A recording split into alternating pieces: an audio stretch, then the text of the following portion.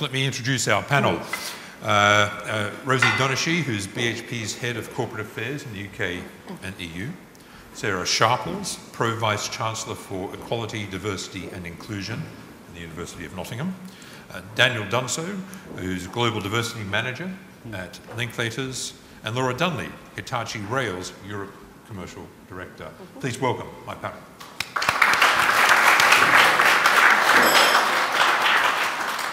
We're going to drill down into some of your experiences and the experience of your organisations. And Rosie, I want to talk to you. BHP has a very public plan launched 2 years ago, 2016, for 50-50 workforce, which for a mining company was seen when it was launched as an extraordinary ambition.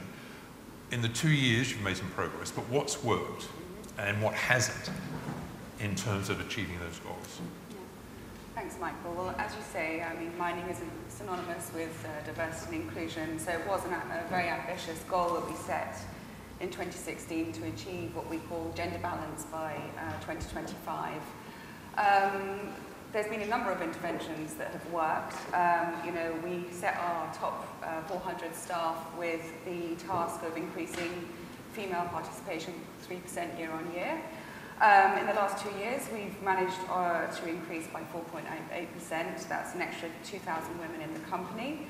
And the first year, we got to 2.9%. The following year, 1.9%, so we came in just short of that. I think we're not too hung up on the fact, you know, we never thought progress would be necessarily linear.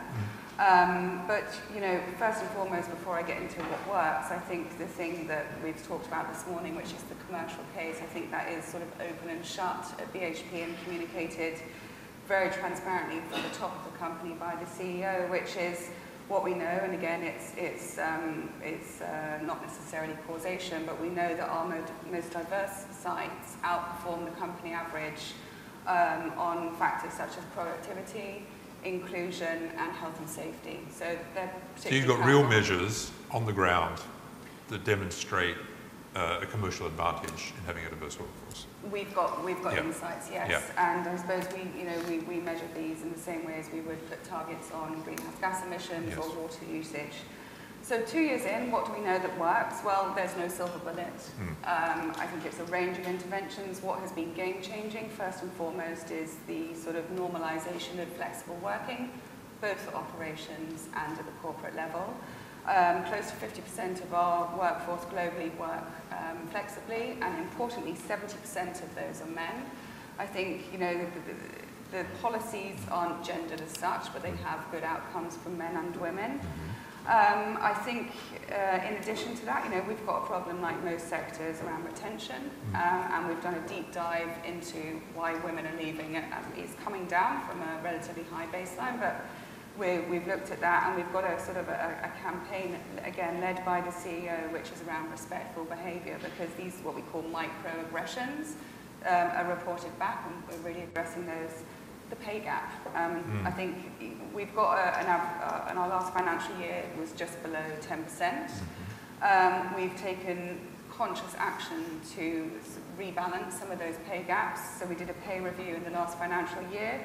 We recalibrated 1,000 roles to ensure that like-for-like roles between men and women were equally paid to the tune of $4 million. And that was, again, communicated. I think the ongoing transparent communication has been critical. And I think, just to conclude, on the point about government, we are highly supportive of the UK government with everything else going on. This is the one of the sole themes that they've continued to push on pay gap transparency. So we share our insights with them, and we're very supportive of that.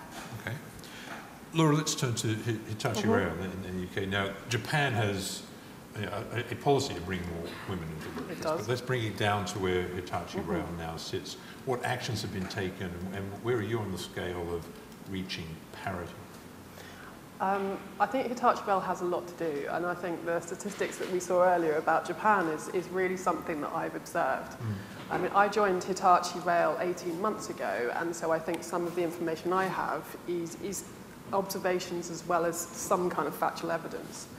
From a CEO level, which I think Vivian particularly emphasises important, there are now measures and targets in place but is a target that says actually it's a 10% representation on the board for women by 2020. You know, where we want to get to is so far from that target, but I think what occurs to me when I listen to Vivian's report is actually there are a huge amount of other cultural kind of approaches with an organisation, not just about gender specifically, that impact how you achieve it.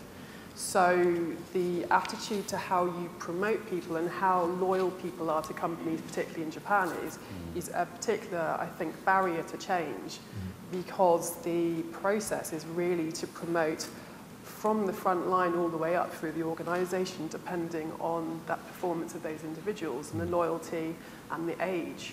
As soon as someone comes out of that workforce, you can immediately see that actually they lose their footing on that rather traditional approach to progressing. So, I mean, some really fascinating statistics that I think I kind of see balances my observations.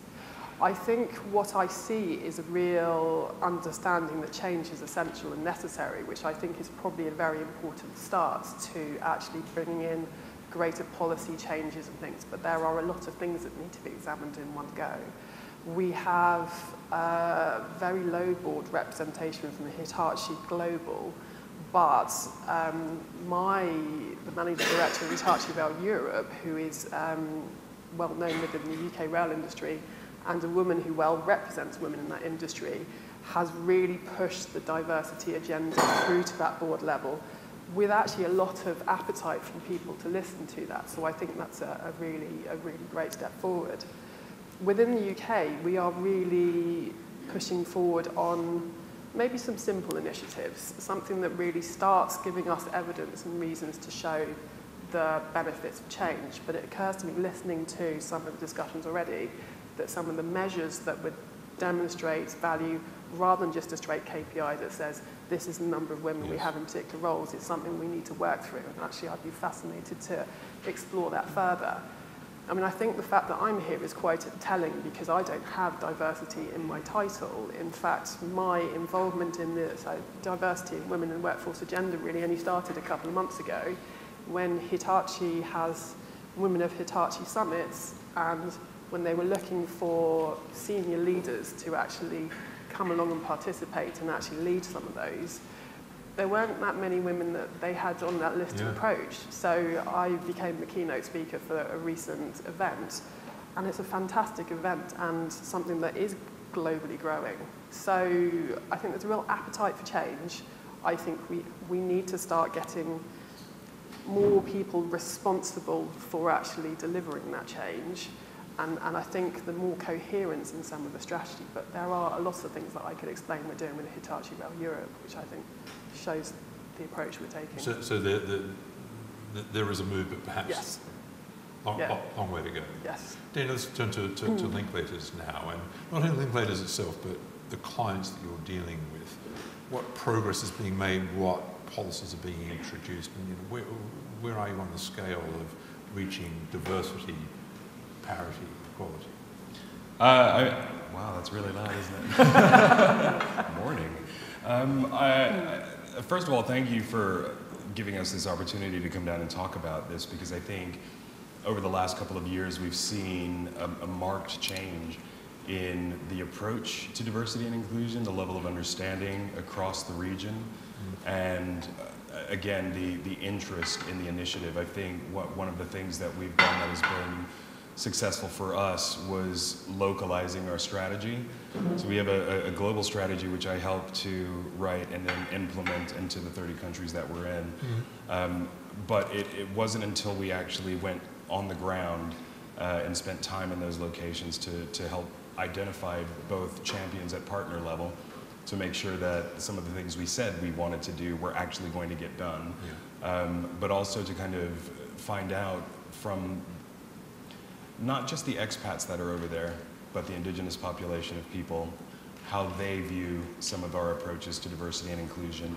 And I think it was quite powerful to let them understand, especially from an African American person, that race is not just black and white, that there are dozens of ethnic groups in Asia that never get talked about, because for businesses like us, which are quote unquote bringing diversity to Asia, we sometimes will let Big Brother London or Big Brother USA tell the rest of the world what diversity is. I wanted to get into this because is it, in your view, are you seeing that you go out there with these very positive and well-meaning messages, but it looks like a Western construct being implanted on Asia. Do you find that? Well, I mean, I think that a lot of the conversations are being led by Western or international companies, but they're not necessarily going down to the local level to let it happen organically. I think sometimes this stuff happens to them as opposed to involving them. Some of the things that we've seen in our own firm, and I can keep it to that across the region, is when I did a canvass of our offices when I first started in 2013, and 100% of them at that time understood diversity to be gender, but they also thought it was a problem that needed to be solved. So they would say things like, we don't have black people in Singapore, therefore we don't have a problem with race. Or, that was the way that it was looked at. It wasn't an opportunity, it wasn't the benefit, it wasn't neurodiversity, it wasn't any of the things that we now know are showing that correlation between the level of diversity, the aspiration to be more inclusive, and the product of our work that we put out.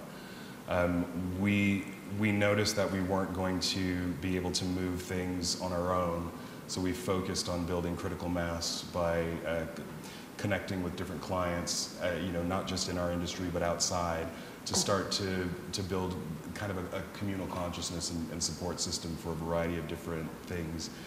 I think in 2014, we had about a year-long conversation with our entire firm globally because we were, looking at adopting gender targets for promotion, for board membership, and for the 80 management positions that would actually lead into board membership. And with that conversation, what we understood was there was a huge fear about quotas and actually putting someone in just because they fit a shortage as opposed to the quality. But I think there was also a bit of entitlement because there were people that were saying, you are putting people who don't deserve to be there as if I do. It's not, Hogwarts. My name's not written on a letter that I will get automatically as soon as I become available to enter into that area of work. I think looking at some of the things that we have done, considering LGBT is one of our focus areas globally, knowing that a lot of the countries will have different legislative and different cultural environments for that, to be able to start an Asia-wide LGBT and ally network was probably one of the most prolific things that we were able to do. I think alongside that, we're noticing differences between access to education and social mobility. There were a number of young, let's say Hong Kong nationals that feel like international businesses want their language skills, but they don't want their culture. And so we're trying to, we're translating that and changing it a bit because, for us, we won't be effective if it's just going to set a Linklaters up everywhere. Yeah. We need to actually work with the expertise that's there, and to dampen that down isn't going to do anything for anybody long term. So we have a young talent program where we're looking at a variety of different universities that are not necessarily the elite, and we're taking students in, but we're having to do a lot of work to build their confidence that what we're actually doing is altruistic. I think there's a great sense that, again, with a lack of conversation around diversity, that some of these things aren't necessarily about the environment itself. It's more about progressing that one business. Yes. I think the other thing that we have really noticed over the last 2 years has been the interest in areas of the region where, like in UAE, they have set up internally their own champions network, and that's the first time that's ever happened. In Jakarta, they have a diversity and inclusion network, and they're looking at things like the interplay between sexual orientation and faith. They're looking at social mobility. They are looking at mental health. So we're starting to, from a grassroots level, we're wanting to feature people. We're showing stories about people who work in a variety of flexible situations. We call it life stories, so that people understand that it isn't a lack of commitment, that we're just now recognizing that you're never going to be able to stop work from affecting your life any more than you can affect what happens in your life, from affecting how you work. So building that kind of understanding that mental health, those things that are very, very counterculture, profiling our leaders who are dealing with and supporting a number of individuals with that through the This Is Me campaign. That kind of thing has been one of the critical movers for us, is that we're actually featuring real life individuals managing a variety of different things. They're still amazing at their job. And this area of diversity isn't just about challenges. There's so many opportunities. Yeah. Sarah, we've talked quite a bit about education, higher education, from Vivian's briefing on how important it is, but how there are dropout rates. What's the role of higher education in achieving some of these diversity goals? So higher education has a tremendous role in terms of both training our undergraduates and our postgraduates to have the skills and the qualifications to then go into the workforce. But also it's got a role as part of society. Increasingly within the UK, there's a focus on the role of universities from a civic perspective. So the way that we influence the cities in which we're based and the policies that are being set up by government is essential. It's really interesting when we think about our undergraduate population that from a gender point of view is roughly 50-50. Very different in different subjects, but overall we're about there. We know within universities that as organisations we're not doing well enough in terms of enabling people to progress through to academic roles, and particularly the senior roles, and the figures look similar and in some cases worse than industry. I think universities have a lot to learn from industry. And it's very interesting, and I really enjoyed the presentation earlier because actually the McKinsey reports are my Bible. And the way I use them is to persuade my senior colleagues that this matters, because it's not obvious to them. And the interesting thing is the power of the statistical arguments that are presented through the case studies and through the overall evidence that helps to understand making a change. Just to go back to your point, we do a lot to train our undergraduates in many things beyond the subject areas that they study. I was at an event on Monday as part of our Black History Month celebrations and activities that we've been doing at the university. And it was a specific focus on careers for BME staff and students. So it was looking at the progression of staff within the university, but we had a number of fantastic black and minority ethnic students who were present within the room. And they talked about actually how they felt welcome in a multicultural university like Nottingham, which was really good to hear. The issue of microaggressions really came up, and the experience of people saying to someone who's black or from an Asian country, "Oh, haven't you done well?" in a sort of condescending way, is a classic sort of microaggression that is experienced by our colleagues day after day. I'd say the big message that I took from speaking to those students was that it feels harder. If you're from a black or minority ethnic background in particular, but also if you're a woman, sometimes it can feel that you have to prove that you've got a capability that might be assumed if you're from a different background. And I think that there's some things that universities can do to help to provide that evidence really explicitly. But I think we just need to be really aware of the experience of being from any group that has a protected characteristic, whether you're LGBT, whether you've got a disability, whether you're from black or minority ethnic background, or whether your gender is one that's in a minority. Because when you're in a minority, it's harder. It's harder because you don't have the role models that you see around you, so you don't have that same sense of aspiration of thinking, oh, I can make it because that person has made it. And it's harder because you don't necessarily have a common reference point for comfort amongst your peers as well. So I know as a female academic in an engineering faculty, there weren't as many other women around who could provide me with peer support. We do find comfort in people who are like us. And that's not wrong. That's something that really helps us. It's like the LGBT networks that you talked about, that you're setting up. The ability for us to build those networks, because as universities we have convening power. We have the opportunity to bring together networks not only within the university community, but within our societal context as well. So I think there's a tremendous role for universities in how we train the students to be able to deal with the challenges that they'll face within the outside world, to enable them to demonstrate the diversity of skills that they have, but also to make sure that universities themselves are a place that support diversity amongst our staff and students. Sarah spoke there about having to convince your peers and other leaders the importance, not just the importance of it, but the benefits of diversity. Does it come from leadership? I mean, your CEO clearly is committed to driving this program, but do you need the leadership to buy into it or to lead it, to set the tone for an organisation, or does it come from the bottom up?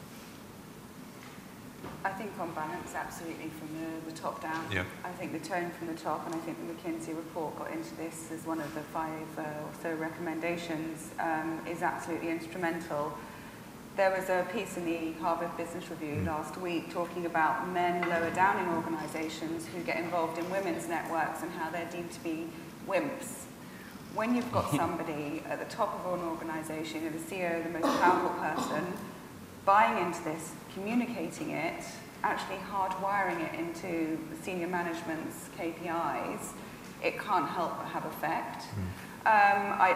We don't have sort of women's networks per se at BHP, but we have an Inclusion and Diversity Council, and Andrew McKenzie, the CEO, founded that and chairs it. So it's not siloed, it's not shouting in from the sidelines, it's mainstreamed.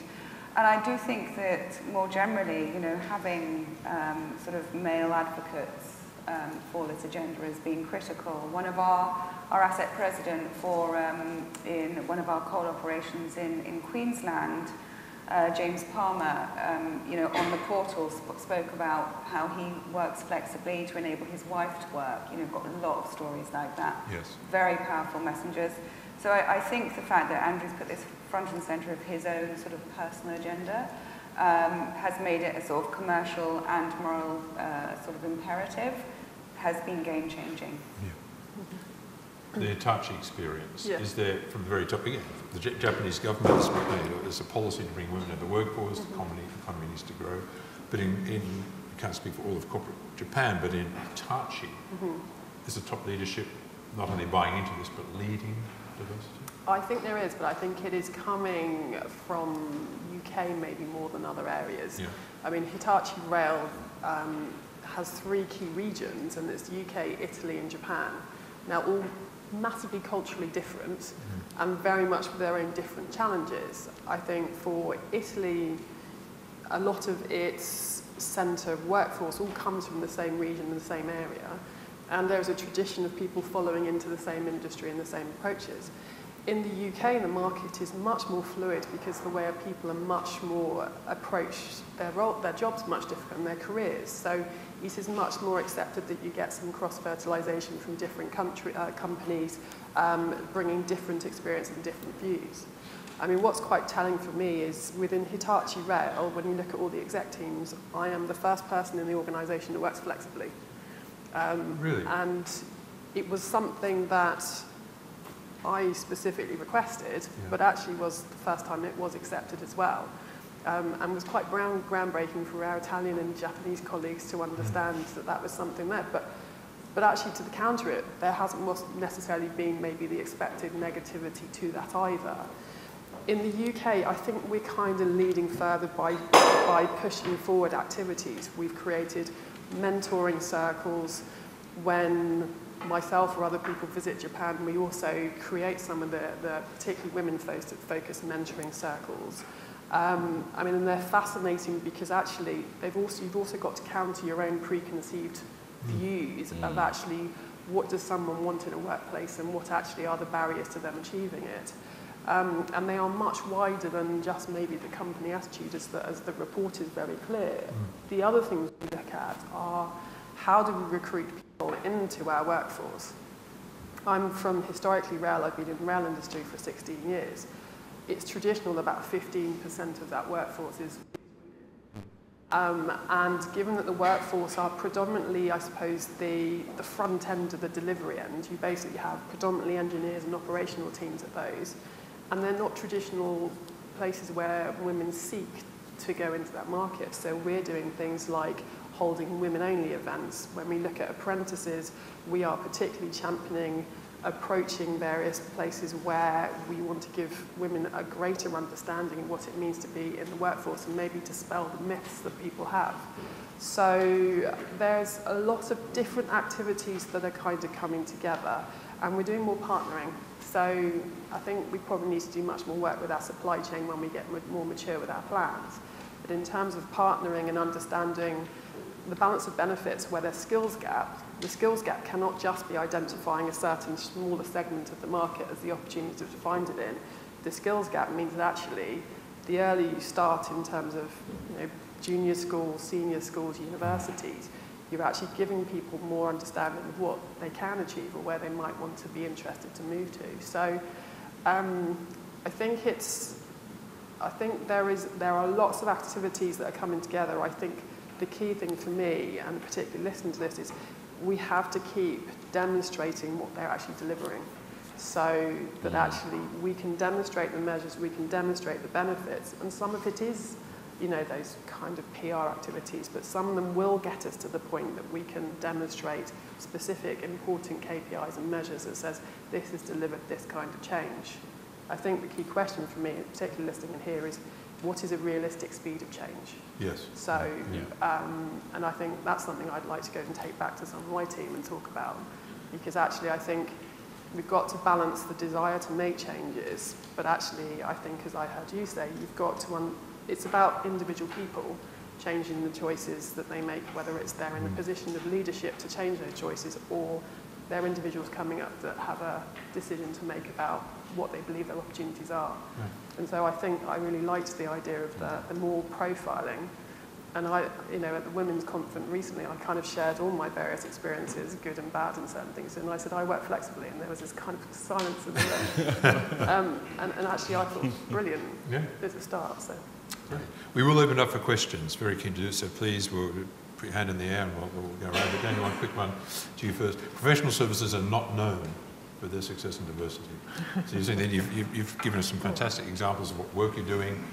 Sounds terrific. But if I had to say which industries, looking across the spectrum of many industries that we look at, where there might be diversity challenges, professional services would be pretty high on the list. It'd be up there amongst others. Construction, built environment, I think, oil and gas, I think there are some, it depends on it depends on the possibility of a variety of different cultures that can exist in a place. And I think with some industries where you may have a corporate office, but yet there is field work, or there is work on location, they will present their own challenges.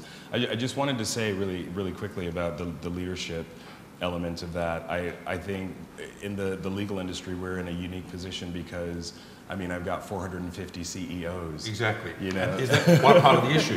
That there's not one CEO with you've got partners all over the place. Exactly. Pick them all off. And I think that's probably one of the reasons why change in specifically the legal field has been slow, because we have to influence across the board. Yes. I will have to influence people that I will sometimes never get to meet in person. So what we had to do, because I do think that in this situation, it's both the drivers are changing from leadership as well as from people coming in and from amongst the population. So what we've done is we have our board members, they have individual responsibility as champions for aspects of our strategy. So they sit there and write it with me.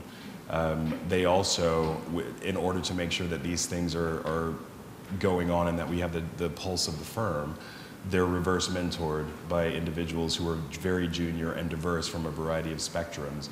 And so we have, Charlie Jacobs, our chairman, is a white South African guy who's leading the strategy on race and culture, and he's being mentored by a black female in the firm, and he's getting rocked, because he's learning as well about what it's like to be junior in this firm. And I think sometimes that when you've got an industry like the legal profession with a partnership model, they tend to talk to each other. How is it going? When you really need to look at how it's going from all levels. I would say in Asia, one of the things that has been, for me, a real game changer has been the way that our leaders there have actually started to understand what we were saying about how diversity is something that affects you as an individual, but it's also something that you can use in order to, as a lens, look at your processes to see how people go through them, what do you need to do to change, and what things aren't going to always be relevant. I think we keep forgetting sometimes that what we're trying to do is to create something in the context of this working environment that does not exist on the outside. People are not as tolerant as we're wanting them to be when they come to work. They think just because you've got a name badge all of a sudden that you're not racist or sexist or homophobic, or that you will, leave that at the door when you clock in and then go pick all that stuff back up and be, someone completely different. And I think with the lack of opportunities to really learn how to do that, and the potential for someone to come down really hard on you when you get it wrong, none of this cultural change is going to happen if we don't systematically adjust the way that we're talking about diversity and inclusion. And I think we all know that the drivers have changed. It's gone from being this fluffy thing that it's just about good and bad people, don't discriminate, to actually being one of the most critical drivers for the business because it is about your people. And as long as your business is full of people, you will need to know how to manage them. And I think understanding the things that challenge them and inspire them around diversity and inclusion, and having those metrics of what does it look like when we're changing people's experiences and their career paths. I think all of those things they've got to work in conjunction with each other. And I think in Asia Pac, we, as an international business, we also have got to deal with the fact that we have people coming from all over the world working in countries that, for example, if we have people who are coming from parts of Africa where we have got our African clerkship, and in some of those countries you can be killed for being gay, and yet you come to London and you've got a gay network. They're like, whoa, this is, cultural integration is much more than just how is it going on in local areas, especially for international businesses. Yeah, okay, let's open up to questions. We'll come back to you, sir. Please, sir.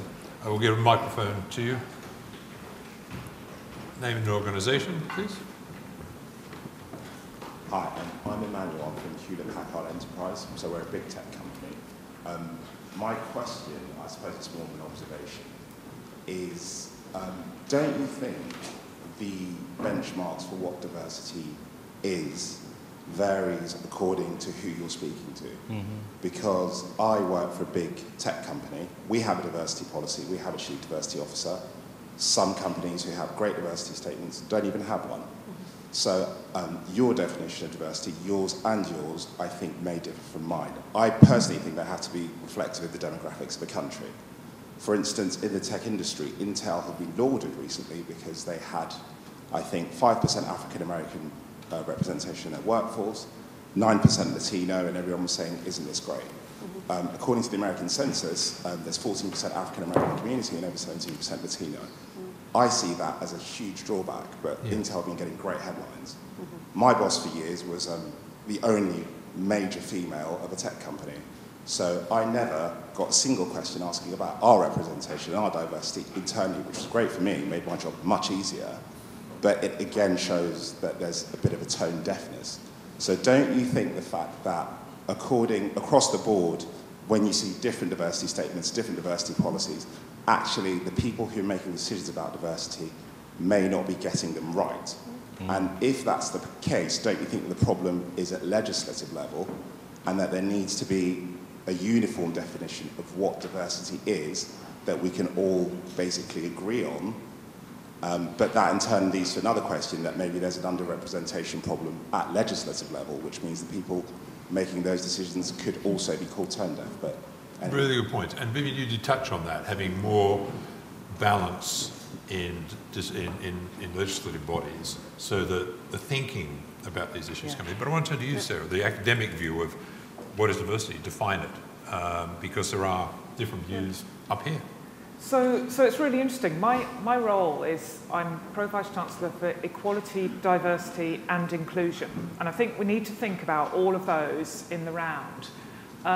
I'm really nervous about targets and quotas, but the reason I'm nervous about targets and quotas is that they might fix one part of the problem, but they might not look at the sort of system as a whole. So I can give you an example, and again, it's from sort of talking to my colleagues who are looking at how we increase the number of black and minority ethnic staff within our organisation who we recruit and then who progress through the organisation. If we compare at the University of Nottingham our statistics in terms of black and minority ethnic representation to our local area, the East Midlands, which is a very diverse area, and Nottingham City itself is also a very diverse area. We are poor. We have, I think it's 10% of our professional services staff are black and minority ethnic, whereas actually within the East Midlands region it's more like 25 or 30%. I was doing some analysis to say, well, how can we increase this? Should we be starting to have quotas and recognising the real challenge associated with quotas, because it might cause the individuals who are appointed under those quotas to be perceived somehow as not as good as their colleagues or something like that. So, and I was talking to my colleagues about this, and they said, well, the problem is you can get all of these individuals into the organisation, but then we need to make sure that they have an equal experience of being within that organisation. And I'm a big fan of taking a systems approach. Thinking about what gives an equal experience to individuals is absolutely essential, and it affects everything in terms of the food that we serve at events, to the images that we see around us, to the people who are in the meetings with us. And so I think that you're absolutely right to challenge our expectations around what should the numbers look like. I think that can be a very difficult question to answer, especially in an area like universities, which are very slow moving to change as well. Sometimes I come to these sort of events and I'm very jealous of my industry colleagues because they can fix things a lot more quickly because of the nature of recruitment and the nature of a job within industry. So I think that actually I wouldn't want to define diversity. I would say that our responsibility is to provide environments that give equal opportunity to all, and we need to recognise that people don't start from the same starting point. Right. So an equal opportunity might look different for a black woman who's trying to get promoted to professor. I was looking up the data. There are 19,000 professors in the UK, and there are 25 black women professors. That's an appalling statistic. There are 90 black male professors. 24 professors are female. 24% of professors are female. So you know, we've got so much work to do that actually just being really consistent about the message in equality of opportunity for all and making sure that all feel included within the environment is actually my definition of diversity, which I know sounds bizarre, but I think that's the way that we have to deal with it. If I can just touch on the point about leadership as well. Yeah. I'm one of, I believe, only 2 Pro-Vice-Chancellors for Equality, Diversity and Inclusion. And a Pro-Vice-Chancellor is equivalent to being on the board of directors in a university. The power of my role is really interesting. It's only existed, I've only been in the role for 2 months. But because I'm at the University Executive Board, which is the main decision-making board, everyone around the table thinks about equality, diversity and inclusion in all that they do. And actually my job is to make my role redundant. Because we shouldn't really need my role, but the lens that the existence of my role causes everyone to look at all decisions through is really, really powerful. And it's really interesting to me how important just having that label is. And I hope to see it permeating down in all the decisions that we make as well. You were nodding furiously. It's okay to nod furiously. Yeah, no, I appreciate it. I'm very happy for people to agree occasionally. I appreciate that. I kind of feel that sometimes people, they want to rush into what they think diversity and inclusion is before they've defined it. And for me, to be honest, it's a field of work that at a very high level needs to borrow from every major field of study in order to paint an approximate picture of how different groups or individuals may experience things. And once you, so if psychologists would look at this row of people to see whether or not, membership to a certain characteristic might predispose us to something like mental health or depression, any of those things. Economists would look at the same group of people and say, how did the financial crisis of 2008, 2009 affect us? How did we spend? How did we consume? And then each one of us, from our own individual standpoint, will talk about diversity, from my point as a man, as a black guy, as a foreigner, as you're a woman, as a father, as whatever. And by the time you get into the world of work, nobody knows what anybody's talking about because it's so complex.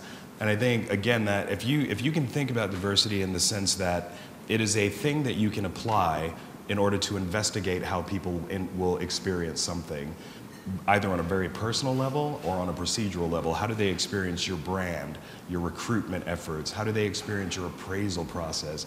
How do they experience whether or not your exit is showing trends with different groups going more than others? I think from an individual standpoint, how can they actually identify themselves in a way that's healthy in a world where Asian can mean very different things if you're in the United States, if you're here, and if you're in Asia? We're still trying to define a way that they are able to define themselves. And my mom asked me this when I was in Hong Kong, and this was probably the best example of this for me, of why localizing this is so important. She said, what do they call African Americans in Hong Kong? And I was like, tourists. It's like, we're not part of the population, And so I think one of the things that we wanted to do, and we needed to make this happen, was that educational piece across the globe. So I specifically am fortunate that Linklaters wants this, that as a business they allow me to do what I need to do to make this stuff go.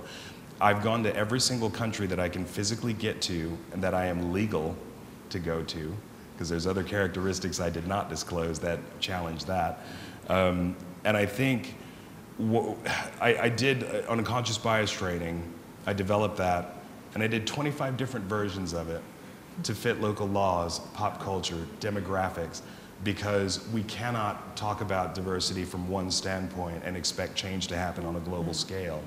And so each of these different businesses, they understand, or different offices, they now understand what diversity means for them in a local context, but they understand it and how it underpins our global aspiration as a business. And that's one of the only reasons why leaders are on board with it, because we've made D&I about business.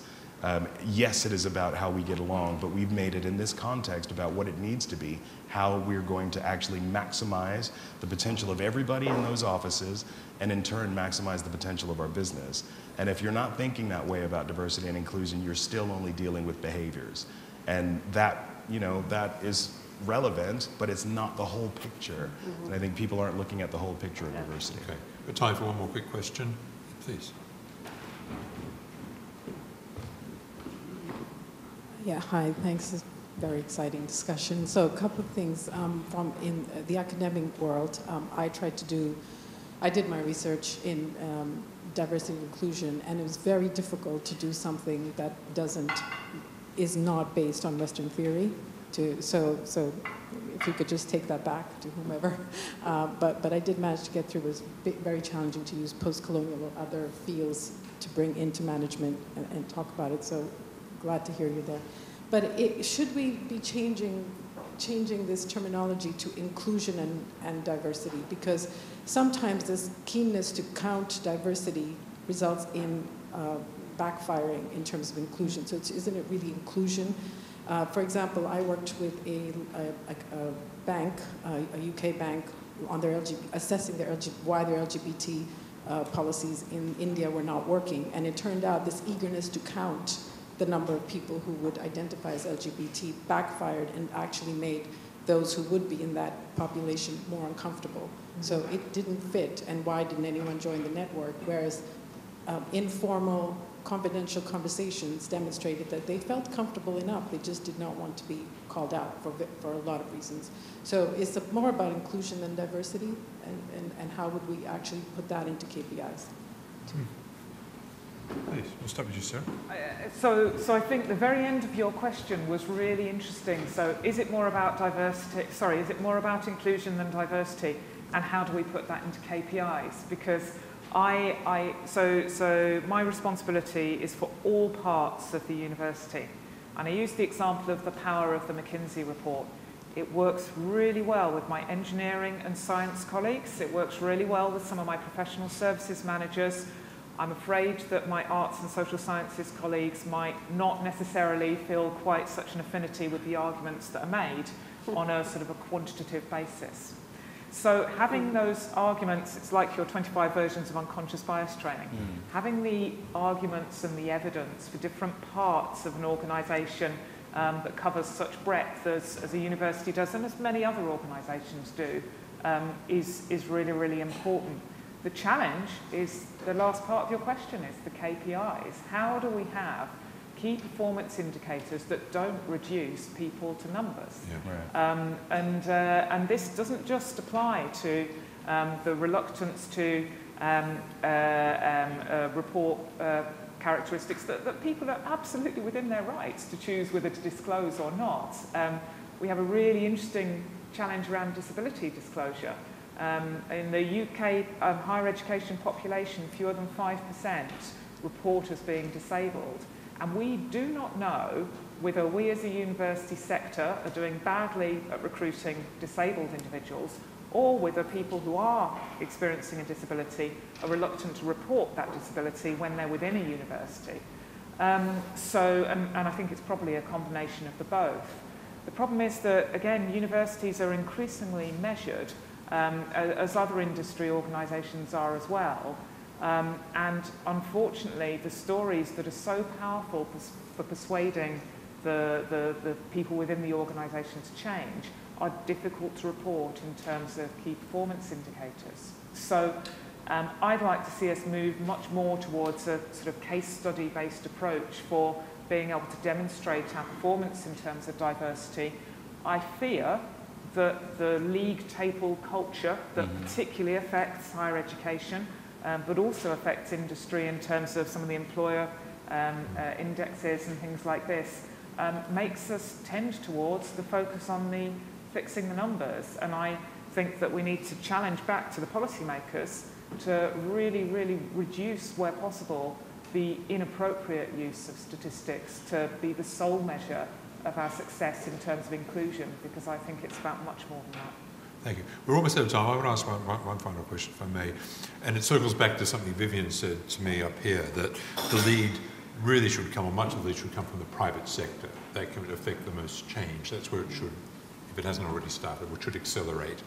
Rosie, I want to come to you because we were talking a couple of days ago about what BHP is doing for BHP, but also what you're doing along with suppliers to encourage them to do more. Give us a sense of how that's working, and is this part of the sort of mushroom effect if enough companies, enough businesses, enough of the private sector buy into this and do more? Yes, so I think the mushroom effect is both in our supply chain and amongst our peers. So BHP has hundreds of suppliers who produce equipment for us, and one of the things we've been doing is working with a few of them on designing out bias, I guess, in some of the equipment that we use at the mine site. So some of them require more physical force, and in one of our sites, our iron ore maintenance in Western Australia, we've been able to suspend tools from wires, move heavy equipment with robots, which just cast the net open to a more diverse set of people who don't have to have that necessarily the same physical force. And back to Vivian's point, that actually in that iron ore facility, you couple the innovation and design with equipment suppliers plus the incursion of technology, and we're seeing, a huge advantage there where women are now 50-50 in this iron ore maintenance, which wasn't the case a few years ago. I think the fact of us having a public goal that is so ambitious, it picked up a lot of media attention across the broadsheets, has made our peers stand up and take notice. yes, it was met with a degree of cynicism, but I know for a fact that they're looking more closely because we're the only company to have done that, and it holds us, not only us accountable, but it makes them sort of, it puts the spotlight on them. But we couldn't do that unless we had our own house in order, and we had evidence of what works. We had the 4.8% increase in the last 2 years. That makes us credible, and therefore we can actually start to drive change in the circles around us. Yeah, and you touched on supply chains a bit earlier too, I think, Daniel. And again, is this something that needs to mushroom? Is there a contagion effect if it's done properly by big organisations? And there are illustrations of bottom line commercial performance improving, and the well-being of staff and individuals improving because of these policies. Yeah, I mean, I definitely think that we have noticed over the years that the drivers are coming out from a lot of different sources. One of them, the competitive advantage, obviously, of differentiating yourselves in that supply chain. The fact that our clients are pushing us at the tender stage, in order to remain part of their supply chain, we have to evidence much more than we were ever having to before. I mean, the granularity around how many women of color are working on our matters, how many LGBT people are working on our, because I think as businesses started to understand we could influence each other, much like the governments did with the banks. And that's the reason why the banks got onto this, because they were like, you'll lose our money if you don't represent the aspirations that we have. And I think that's something that is starting to permeate throughout the entire business community. The one thing that I would say about that is that I noticed there is a marked difference between how international businesses who may have a location in a lot of different areas versus national clients who may still be dealing with that interplay between tradition, culture, society.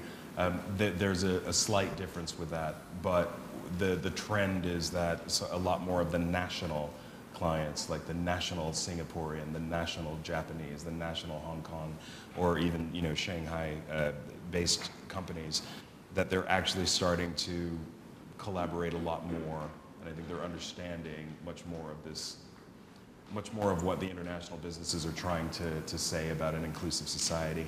I think one of the other groups looking at benchmarks, and this is for me, for those of you that may not have all of the KPIs in order, you may not have a strategy yet fully formed, those benchmarks that people take part in, whether it's Stonewall, community business throughout Asia, Opportunity Now here in the UK, use those because they're asking you questions, they're asking for evidence. So, systematically you can look at the areas that they're looking at to kind of say, how am I doing on my policies? The very basic things, how am I doing on the promotion rates? What are the ways that I actually upskill those people who will be in charge of the things that will change the numbers? Because let's be honest, I'm a diversity manager. I don't hire anybody. I don't promote anyone. I don't appraise anybody. If you want to know why the numbers haven't changed, it's because those people who are in charge of those processes haven't yet done something different.